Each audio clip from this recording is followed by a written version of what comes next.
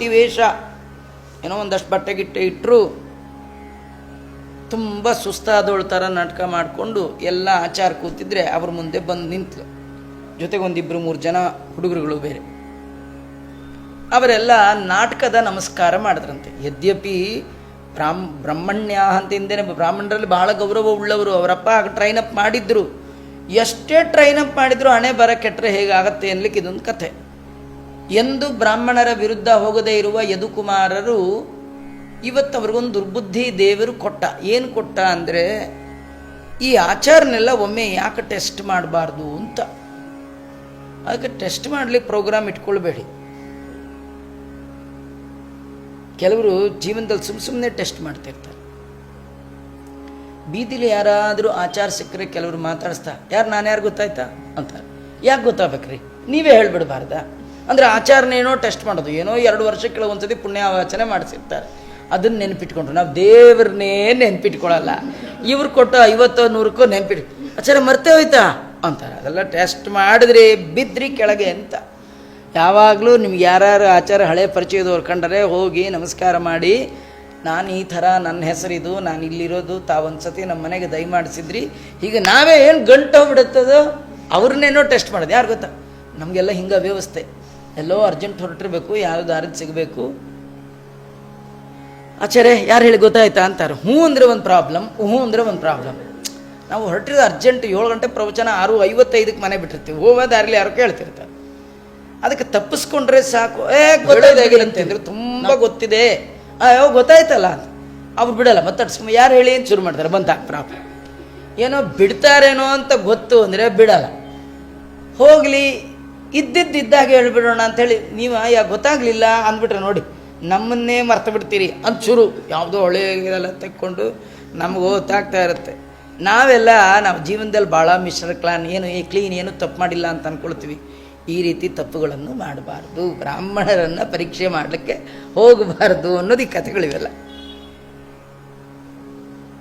ಅವನಿಗೆ ಸಾಂಬನಿಗೆ ಅಂತರ್ವತ್ನ್ಯಾಸಿತೆ ಕ್ಷಣ, ಅವಳ ಗರ್ಭಿಣಿಯಂತೆ ಮಾಡಿ 1-2-3 ಜನ ಹುಡುಗರುಗಳು ಎಲ್ಲ ಕರ್ಕೊಂಡು ಬಂದು ಎಲ್ಲ ನಮಸ್ಕಾರ ಮಾಡಿ ಬ್ರಾಹ್ಮಣರ ಮುಂದೆ ನಿಂತು ಕೇಳ್ತಾ ಇದ್ದಾರೆ. ಕೃಷ್ಣನ ಮಕ್ಕಳು ಪ್ರಷ್ಟುಂ ವಿಲಜ್ಯತಿ ಯುಷ್ಮಾನ್ ಪ್ರಭೂತಾನ್ ಅಮೋಘ ದರ್ಶನಾಘ ಪ್ರಸೋಷ್ಯಂತಿ ಪುತ್ರ ಕಾಮ ಕಿಂ ಸ್ವಿತ್ ಸಂಜನಯಿಷ್ಯತಿ. ಸ್ವಾಮಿ, ಈ ಹೆಣ್ಣುಮಗಳು ಗರ್ಭವತಿ, ನಾಚಿಕೆ ಪಡ್ತಾ ಇದ್ದಾಳೆ. ಯಾಕಂದರೆ ಇವಳಿಗೆ ಗಂಡು ಮಗು ಬೇಕು ಅಂತ ಆಸೆ, ಪುತ್ರ ಕಾಮ. ಇವಳು ಗರ್ಭವತಿ. ನೀವು ಅಮೋಘ ದರ್ಶನ, ನಿಮಗೆ ಭೂತ ಭವಿಷ್ಯದ ವರ್ತಮಾನ ಎಲ್ಲ ಗೊತ್ತು. ನಾಳೆ ಏನು ಇವತ್ತೇ ತಿಳಿಯುವ ಮಹಾನುಭಾವರು, ತ್ರಿಕಾಲ ಜ್ಞಾನಿಗಳು ನೀವು. ಅದನ್ನು ಹೊಗಳ್ತಾ ಕೆಟ್ಟದಾಗ ಅಲ್ಲ ಅನ್ನೋ ಥರ ನಿಮ್ಮನ್ನು ನೋಡಿದ್ರೆ ಸಾಕ್ಷಾತ್ ರಾಘವೇಂದ್ರ ಸ್ವಾಮಿಗಳು, ನಿಮ್ಮನ್ನು ನೋಡಿದ್ರೆ ಮಧ್ವಾಚಾರ್ಯನೇ ನೋಡಿದಾಗ ಎಲ್ಲ ಸುಮ್ಮನೆ ಅಲ್ಲ. ಯಾರಾದರೂ ಜಗತ್ತಲ್ಲಿ ಮಧ್ವಾಚಾರ್ಯ ಇನ್ನೊಬ್ಬ ಮಧ್ವಾಚಾರ್ಯ ಇದ್ದಾರ? ರಾಘವೇಂದ್ರ ಸ್ವಾಮಿಗಳು ಆ ಕಡೆ ಹೋದಾಗೆ ಮತ್ತಿನ್ನು ಅಂಥವ್ರಿಲ್ಲ. ಸಣ್ಣ ಪುಟ್ಟವರು ಭಾಳ ಉತ್ತಮರು, ಅವ್ರನ್ನ ಕಳ್ಕೊಂಡ್ರೆ ಮತ್ತೆ ನಾವು ತರಲಿಕ್ಕೆ ಸಾಧ್ಯ ಇಲ್ಲ. ಸುಮ್ಮನೆ ಕೆಲವರು ನನಗೆ ಹೊಗಳೋದು ಅಂದರೆ ಇದು ಸುಮ್ಮನೆ ಅಲ್ಲ, ನಿಜ. ಆದರೆ ಹೇಳುವ ಸ್ಟೈಲ್ ಸರಿಗಿಲ್ಲ. ಆದ್ದರಿಂದ ನಿಮ್ಮನ್ನು ಕೇಳಲಿಕ್ಕೆ ಅವಳಿಗೆ ವಿಲಜ್ಜತಿ, ನಾಚಿಕೆ. ಅದಕ್ಕೆ ಅವಳು ಬದಲಿ ನಾವು ಕೇಳ್ತಾ ಇದ್ದೀವಿ, ಕಿಂ ಸ್ವಿತ್ ಸಂಜನಯಿಷ್ಯತಿ. ಇವಳು ಗಂಡು ಹಡಿತಾಳೋ ಹೆಣ್ಣು ಹಡಿತಾಳೋ? ಅವರೆಲ್ಲ ಹೀಗೆ ಕಣ್ಣು ಮುಚ್ಕೊಂಡು ದೇವ್ರ ಧ್ಯಾನ ಮಾಡ್ತಿದ್ರು. ಅವ್ರು ಸುಮ್ಮ ಕೂತಿದ್ರು, ಅವ್ರದ್ದೇ ಬೇರೆ ಏನೋ ಲೋಕದಲ್ಲಿ ಇರ್ತಾರೆ. ಇವರು 2 ಸತಿ 3 ಸತಿ ಕೇಳಿ ಹಿಂಗೆ ಕಣ್ಣು ಬಿಟ್ಟು ನೋಡಿದ್ರು. ಹೀಗೆಲ್ಲ ಹುಡುಗರು ಎಲ್ಲರನ್ನೂ ನೋಡಿದ್ರು, ಆ ಗರ್ಭಿಣಿಯನ್ನು ಹೀಗೆ ನೋಡಿದ್ರು. ಅವ್ರಿಗೆ ಗೊತ್ತಾಯ್ತು. ಅವ್ರಿಗೆ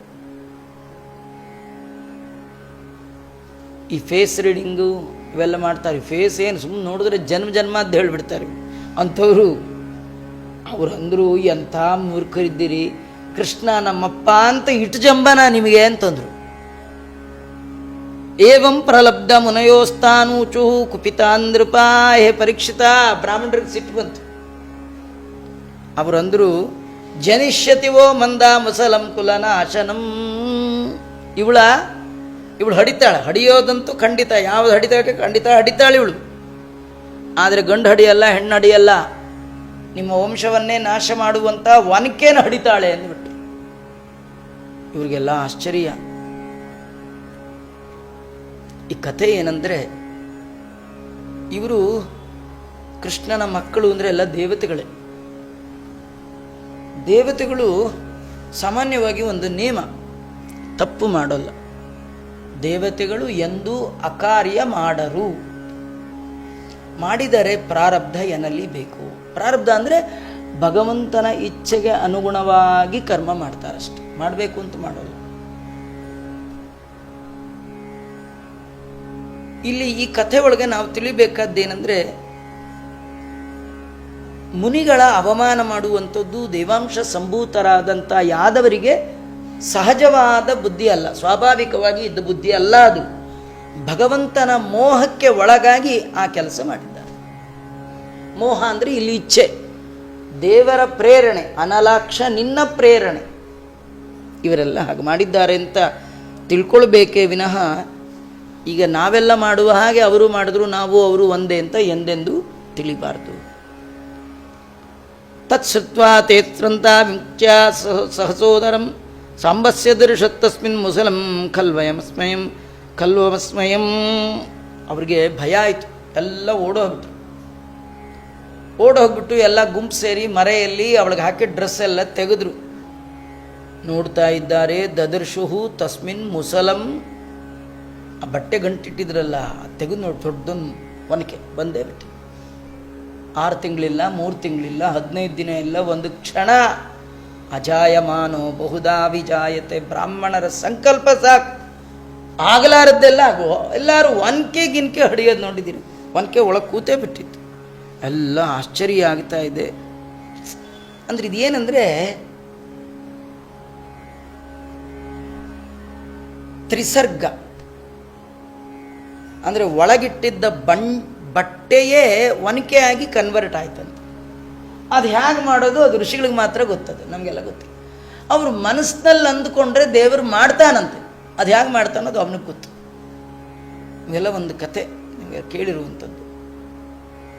ರಾಘವೇಂದ್ರ ಸ್ವಾಮಿಗಳ ಹತ್ರ ಒಬ್ಬ ತುರುಷ್ಕ, ಅವನು ಏನೋ ಒಂದು ತಿನ್ನಬಾರದೆಲ್ಲ ತಂದಿಟ್ಟರೆ ಅವರು ನೀರು ಪ್ರೋಕ್ಷಣೆ ಮಾಡಿದ್ರೆ ಅದೆಲ್ಲ ಹಣ್ಣು ಹಂಪಲ ಆಯಿತು ಅಂತ ನಾವು ಕೇಳ್ತೀವಿ. ಹಣ್ಣು ಹಂಪಲು ತಂದಿಟ್ಟದ್ದಲ್ಲ, ತಂದಿಟ್ಟದ್ದು ಕೆಟ್ಟದ್ದೇ.